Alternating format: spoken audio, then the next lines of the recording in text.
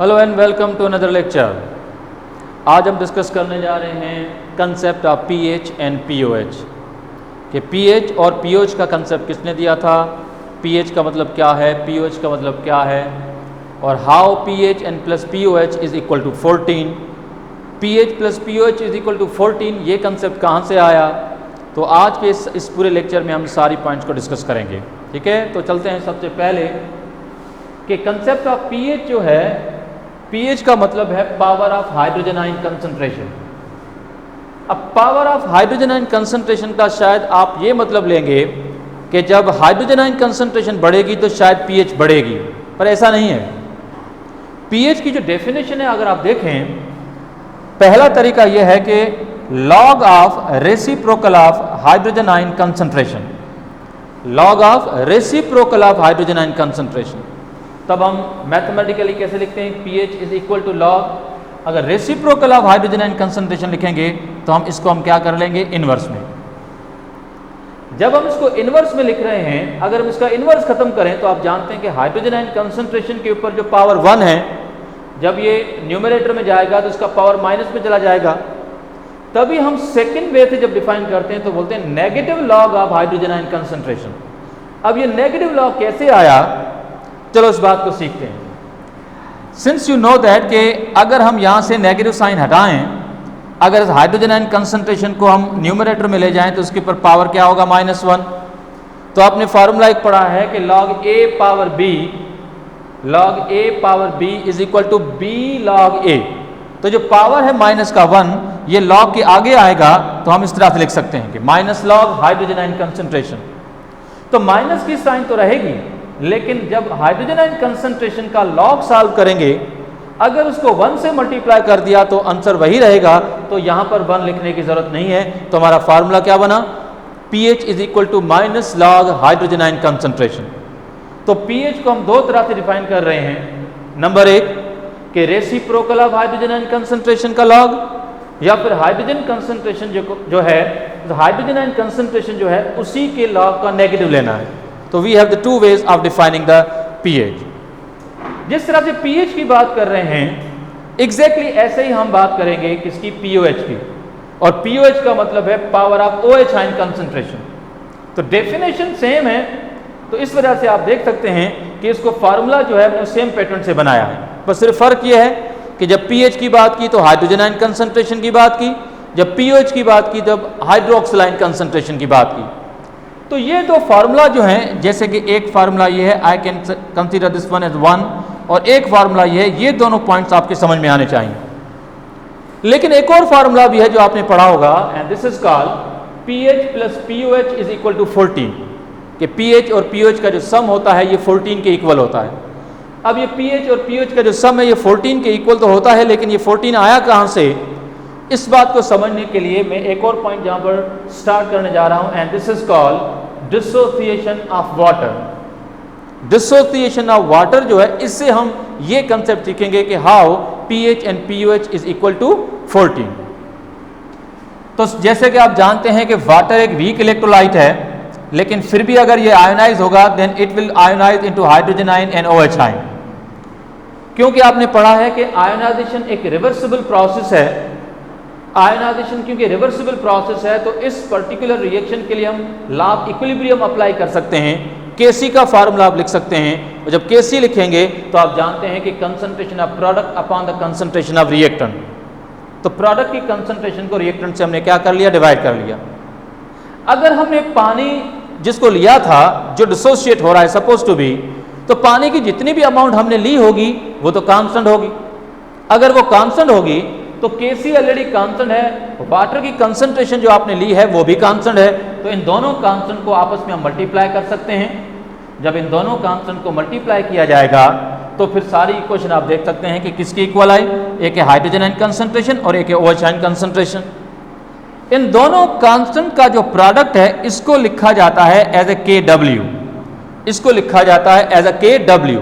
And KW जो है इसको हम कहते हैं dissociation constant of water. What we call this one, dissociation constant of water. तो डिसोसिएशन कांस्टेंट जो है वाटर का, ये H आयन और OH आयन की कंसंट्रेशन का प्रोडक्ट है।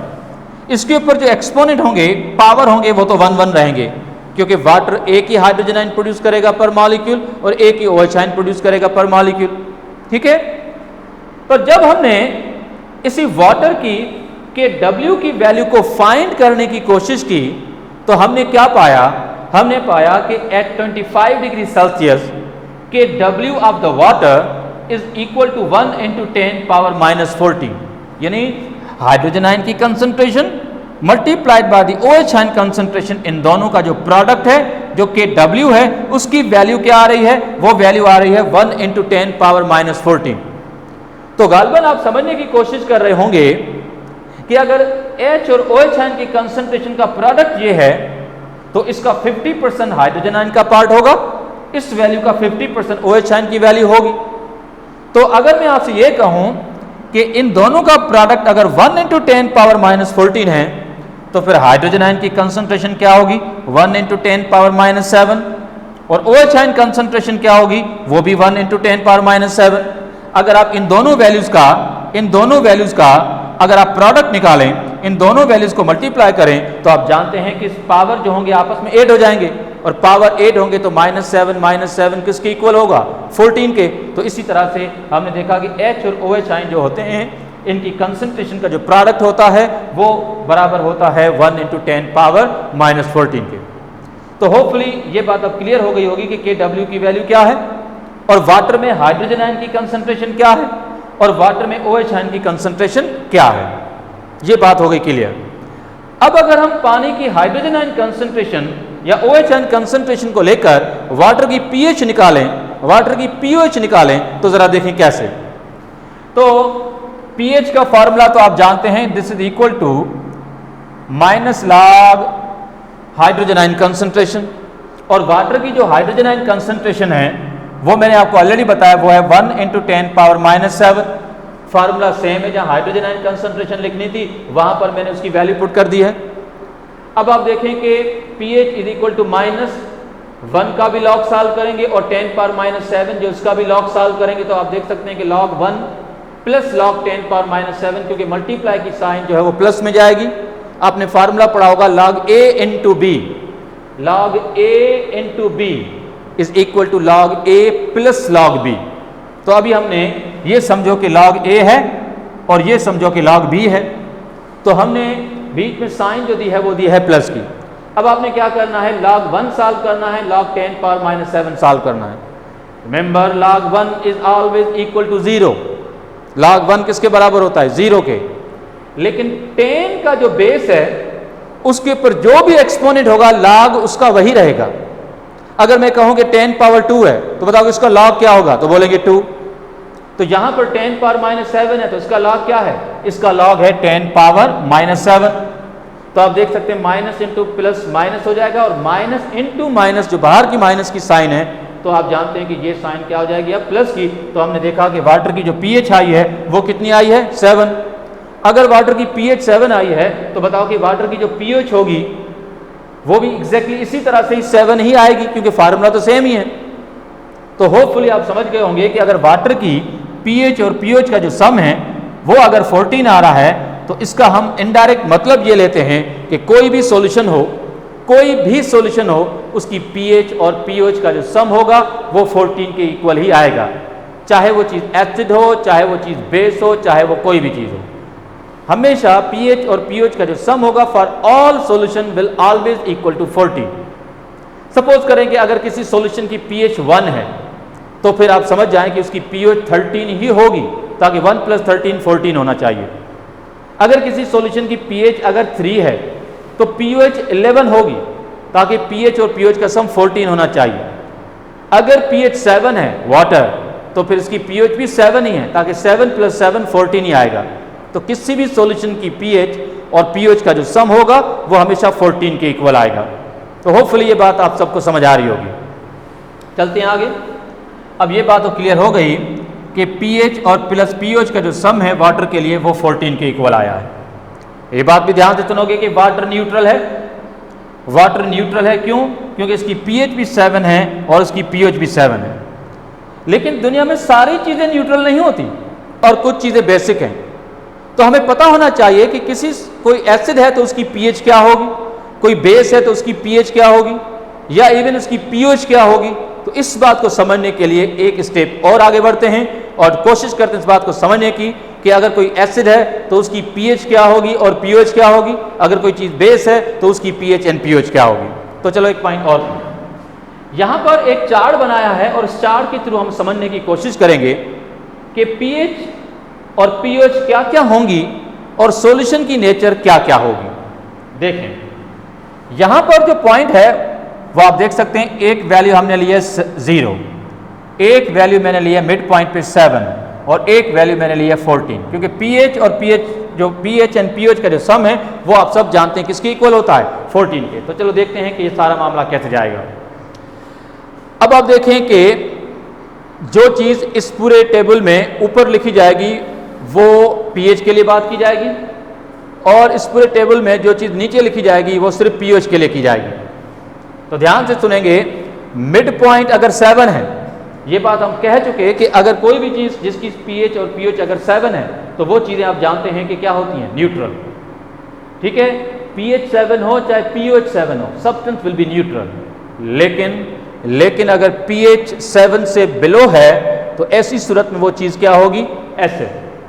अगर किसी सॉल्यूशन की पीएच 7 से अबव है तो वो सब्सटेंस कौन सी होगी, बेस।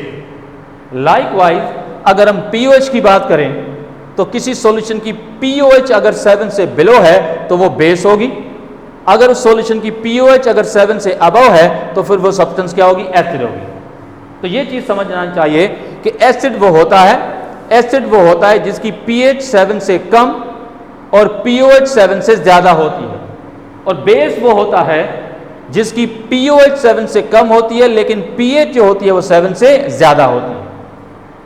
पर याद रखें कि 7 मिड पॉइंट है, 7 से हम जितना आगे जाएंगे तो फिर एसिडिटी इंक्रीज होगी। एसिडिटी के इंक्रीज होने का डायरेक्शन जो है वो 7 to 0 की तरफ है। तो इसका इनडायरेक्ट मतलब ये है कि जितना पीएच 7 से दूर होगी, कम होगी, उतना वो सब्सटेंस स्ट्रांगली एसिडिक होगी। इस बात का यूं मतलब ले सकते हैं कि अगर मैं कहूं कि मेरे पास दो सॉल्यूशन है एक की पीएच 1 है, एक की पीएच 2 है, और आपसे पूछा जाए कि बताओ कि इन दोनों में स्ट्रांगर कौन है, स्ट्रांगर एसिड कौन है, तो आप डेफिनेटली क्या कहेंगे, स्ट्रांगर एसिड वो है जिसकी पीएच 1 है और उससे वीकर वो है जिसकी पीएच 2 है। तो जितना पीएच 7 के नियरेस्ट होगी उतना वो वीकर एसिड होता जाएगा, जितना पीएच 7 से कम होती जाएगी, फारदेस्ट होती जाएगी, उतना उसकी एसिडिटी जो है वो इंक्रीज होती जाएगी। Same is true for the base. Base जो होता है वो स्ट्रांग वो कहलाएगा जिसकी पीएच 7 से जितना दूर हो, 14 के नियरेस्ट हो।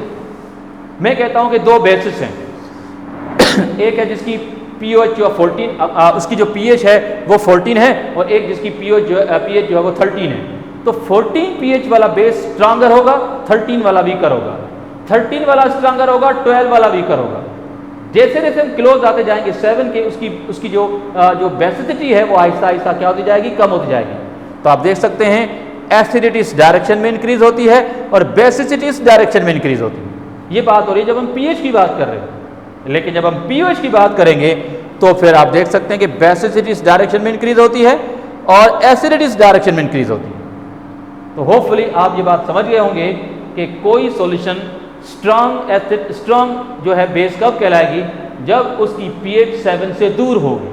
7 से जितना वैल्यू क्लोज होंगी उतना वो न्यूट्रल की तरफ जा रही हैं, और न्यूट्रल की तरफ जा रही हैं जिसका मतलब यह है कि उसकी एसिडिटी या उसकी जो बेसिसिटी है वो इनडायरेक्टली क्या हो रही है, वो डिक्रीज हो रही है। So that's it for now. Thank you. अल्लाह हाफ़िज़।